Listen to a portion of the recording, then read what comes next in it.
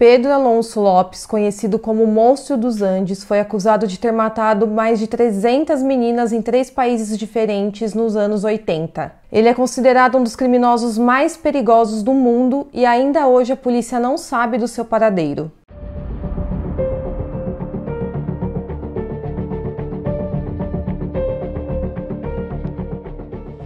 Pessoal, hoje eu tenho uma indicação muito legal para vocês. Quando vocês terminarem de ver esse vídeo, vão lá conhecer o canal Killers. O Jaime apresenta casos criminais e faz um conteúdo muito bacana nesse nicho. Então vão lá conferir, se inscrevam no canal dele. Nós estamos começando agora no YouTube, por isso contamos com o apoio de todos vocês.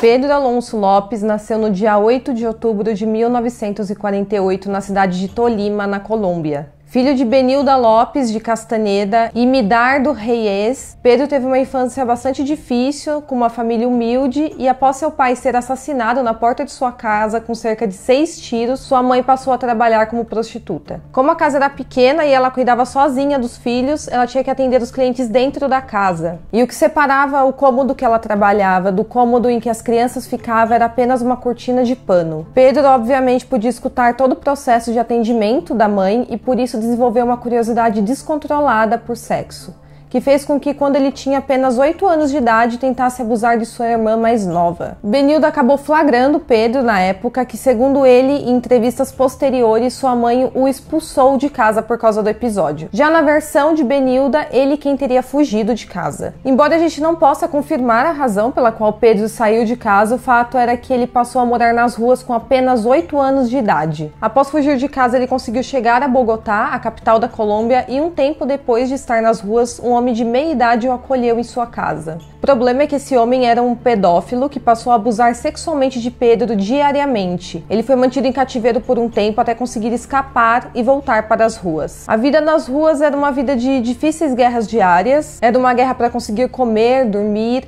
vestir, se proteger e até mesmo sobreviver. Então ele começou a cometer pequenos delitos que o acompanharam até ser preso com 18 anos de idade após ter furtado um carro. Na prisão, Pedro foi agredido e violentado por uma gangue. A agressão foi brutal e Pedro ficou entre a vida e a morte, mas conseguiu se recuperar. Após sua melhora, decidiu se vingar e matou 4 integrantes da gangue, cortando a garganta de cada um dentro da prisão. Após esse episódio pavoroso, a pena de Pedro não foi alterada, pois a unidade prisional considerou como legítima defesa, e depois disso não houve outros incidentes na vida carcerária de Pedro, e ele conseguiu sua liberdade em 1978. E nas ruas novamente, Pedro se mudou para o Peru, mas não tinha casa, então vivia como nômade, sempre se mudando para lugares remotos. Nessa época, algo muito sombrio despertou dentro de Pedro. Sua infância totalmente caótica e desajustada, as experiências difíceis das ruas, o abuso sexual que sofreu na infância e o último episódio violento de agressão que sofreu na cadeia desencadearam em Pedro a vontade de matar. Ele nunca havia matado antes, mas gostou da sensação quando cortou a garganta de algum dos membros da gangue que o agrediu. Por isso ele passou a caçar novas vítimas que, de acordo com as investigações posteriores, foram apontadas pelo menos 3 crianças mortas por semana pelas mãos de Pedro. Ele buscava por um perfil específico e era sempre meninas entre 8 e 13 anos. Pedro avistava as meninas e as seguiam por 1 ou 2 dias para conseguir identificar uma certa rotina,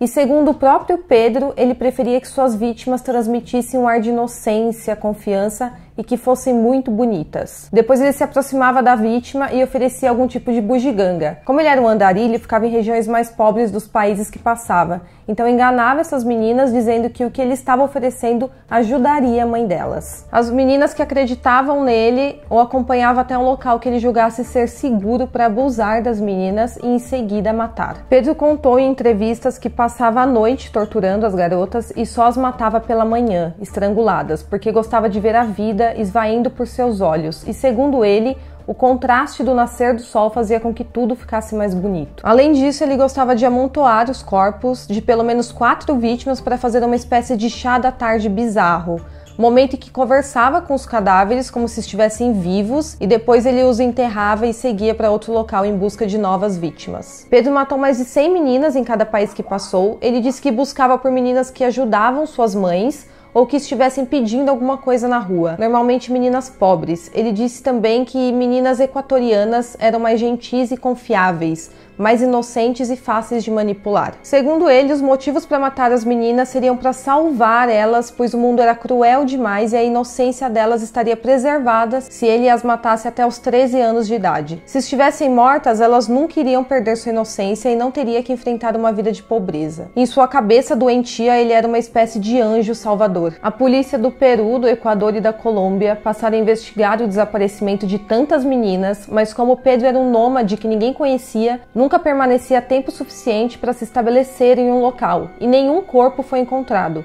Isso dificultou muito as investigações e a polícia acabou considerando que se tratava de desaparecimento provocados por atividades de prostituição e exploração sexual infantil. Em 9 de março de 1980, em uma feira de bugigangas no Equador, Pedro acabou se aproximando de uma garota, achando que ela era mais uma criança sozinha que estivesse pedindo dinheiro ou ajuda. Mas na verdade ela era filha de um dos feirantes que estava no local e a mãe da menina viu a abordagem e imediatamente correu na direção em que eles estavam e gritou para os demais feirantes do local segurarem Pedro. Nessa ocasião ele foi levado para a delegacia, mas não falou absolutamente nada num primeiro momento. Após passar um tempo na cela, um padre entrou para falar com ele, para acalmá-lo e rezar por ele. O padre na verdade era um policial disfarçado que conseguiu fazer com que Pedro confessasse todos os crimes que havia cometido. Na ocasião, a polícia não acreditou que ele pudesse ter matado tantas garotas, então, para provar que era verdade, ele levou os policiais aos túmulos de 57 vítimas que ele se lembrava de ter enterrado próximo daquele local. Pedro Alonso confessou todos os seus assassinatos e foi condenado à pena máxima, que naquela época no Equador era 16 anos de prisão. Pedro foi condenado oficialmente pela morte de 110 meninas. Ele passou 14